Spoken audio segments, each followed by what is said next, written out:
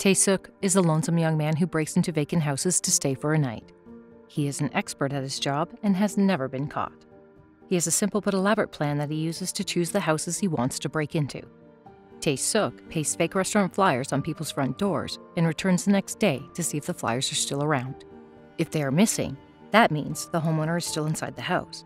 But if the flyers are present, he skillfully picks the locks and goes inside. In one of such expeditions, he breaks into a family's apartment and finds out they have gone on vacation.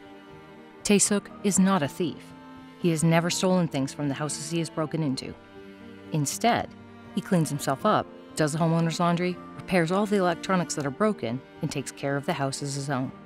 He doesn't forget to click pictures with the family photos as a souvenir. Tae-suk has grown so skilled in what he does that he can escape even if the family returns home while he is inside. One day he breaks into a mansion that belongs to a businessman named Min Ja-ya. Min Ja-ya has a wife named Sun-hwa, who used to be a model but gave up her career after marriage. Min Ja-ya is abusive to his wife, beating her up frequently. He assaults her sexually every night, but Sun-hwa is too scared to stand up for herself. Tae-suk thinks that since the flyer is still on the front gate, no one has returned home. What he doesn't know is that Sun-hwa is in the house, crying because her husband beat her up again. Sun-hwa sees the intruder, but doesn't call the police. She simply hides and watches him do what he normally does. He goes through nude pictures of Sun-hwa that were taken when she was still a model. The house phone rings and plays a voicemail from Min Ja-ya, threatening his wife to pick up the phone. Yet Tae-suk doesn't realize that she is in the house. He takes a picture of himself with Sun-hwa's picture on the wall.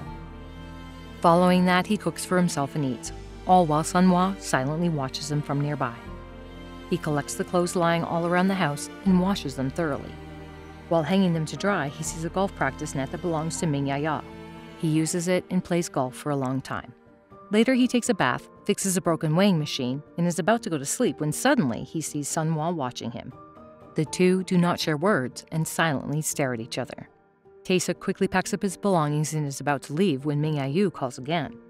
In the voicemail, he asks Sun-hwa to talk to him and threatens to take action if she doesn't. Tae-suk leaves, but he cannot get the thought of Sun-hwa out of his head. He rests by the side of the road and considers returning to the house. He does so and finds Sun-hwa crying in the bathtub. Without saying anything, he lays down clothes for her to change into when she gets out. Sun-hwa realizes he has returned, but doesn't react to his presence. They pass each other a billiard ball from one room to the other. A while later, Min Ja-ya returns home and yells at Sun-hwa for leaving the door open. He also tries to forcefully kiss her. Tae-suk watches them from the back porch and attracts Min Ja-yu's attention by playing golf. When Min Ja-yu confronts the intruder, he is hit with the balls and injured severely. Tae-suk simply goes outside and gets on his bike as Sun-hwa follows behind him. The two drive away and start living together. Sun-hwa joins Tae-suk and goes to neighborhoods and helps him paste the flyers. Weirdly enough, Tae-suk drills a hole in a billiard ball, puts a string through it, and ties it to the bark of a tree to practice golf. He practices for hours as Sun-hwa waits for him nearby. At night, they break into a photographer's house and find several nude pictures of models. Sun-hwa's picture is also one of them. She tears her picture into several squares and rejoins them differently, portraying the change she has brought upon herself. Following that, Tae-suk repairs a broken clock while she cleans the owner's dirty laundry. He then cooks for Sun-hwa, and she thoroughly enjoys the meal. At last, they take pictures with the photos around the house and leave. The two have not spoken a word to each other, but by now, they have an intimate understanding between them. When Sun-hwa wants him to stop practicing golf, she simply stands in front of him, not letting him continue. That night, they enter a house that belongs to a boxer. Through the voice note left on the phone, they find out the boxer and his wife have gone to Hawaii on vacation. As usual, they cook, clean, and repair the broken stuff. Tae-suk even cuts Sun-hwa's hair on her nonverbal request. They change into the house owner's pajamas and drink. However, this time, they get drunk and fall asleep together in the bed. When the owners return after a few hours, they are furious to see strangers on their bed wearing their clothes. The boxer beats Tae-suk brutally and kicks them out. The pair then go to a convenience store and share a cup of instant ramen. As Sun-hwa eats, Tae-suk ties the billiard ball to a tree and practices golf yet again. This time, the ball is tied loosely, so it flies off and hits a woman who is driving past in her car. They run to see what happened and discover a guy crying over the woman's death. Tae-suk is guilt-ridden after the incident. He sits by the side of the road crying as Sun-hwa comforts him. The next day, they go to a neighborhood with traditional Korean houses to paste the flyers. At night, they return to the place and break into the house with the flyers still on the door. They sit on the sofa and stay there for a long time without talking. After a while, Tae-suk moves closer, and the two finally kiss. The following day, they go to an old apartment complex in the slums. They enter into one of the apartments and are immediately blasted with a foul smell. On checking, they find an old man's decaying dead body lying on the ground. The two are shocked, but instead of calling the police, they simply wrap up the body and give him a proper burial. The next day, the man's son and daughter-in-law arrive at the house looking for him. They are shocked to see two strangers walking around the house. The police are called, and the pair are arrested for breaking in. The dead man's body is found, and the couple are suspected of killing him. At the police station, an officer questions them, but the two of them refuse to speak. They assume that Tae-suk had kidnapped Sun-hwa and is forcing her to be with him. When Sun-hwa is questioned, she neither denies nor affirms the claim. The police also find the camera with the pictures they have taken in several houses and assume that they are thieves. However, on checking the records and informing the owners, they figure that the pair didn't steal anything. The post-mortem results of the dead man also arrives, which clears them with the fact that he died of lung cancer. Because of the lack of proper evidence, Min Jae-yu is called so he can take his wife back, while Tae-suk is given a short sentence for trespassing on private property. Sun-hwa goes back home and is more miserable than before. Min Jae-yu tries to reason with her, saying that he sent money to her parents and also kept her favorite plant alive, but she doesn't respond. A furious Min Jae-yu calls the police inspector assigned to the case and bribes him. He wants the policeman to hand Tae-suk over to him for an hour to take revenge. They meet under a bridge, where Min Jae-yu hits Tae-suk with billiard balls as he had done to him. Tae-suk falls to the ground in pain, but the policeman doesn't stop Min Jae-yu. All of a sudden, he attacks Min Jae-yu and has to be stopped. Following the encounter, Tae-suk is imprisoned.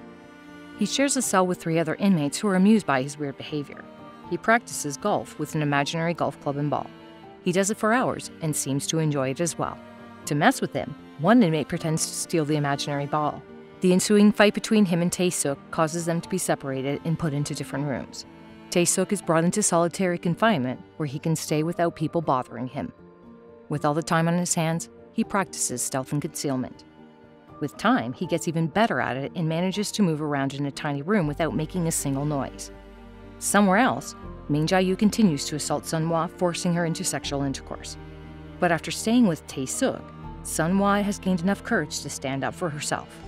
When he tries to force her into doing something that she doesn't want to do, she slaps Min Jae-yu on the face and storms off. In the meantime, Tae-suk starts to trouble the policeman by staying at his sight, even when he is in a tiny room. Sometimes he hides closely to the wall so they cannot see him from the door, while other times, he hangs to the ventilation high up in the wall, making them think he has run away. Every time he pulls such tricks, the men beat him up, but he doesn't stop. Sun-hwa misses him dearly. She fixes things around the house and washes the laundry with her hands, just like he used to. One day, she even goes to the traditional Korean house that they once broke into. The house owners are confused, but they let her sleep on the sofa anyway. After a nap, she leaves without saying a word. Tae-suk develops phenomenal concealment skills by then. He is so good at what he does that a policeman who comes into his room cannot even see him. He walks behind the man with preciseness, making him think Tae-suk has run away, until he notices his shadow.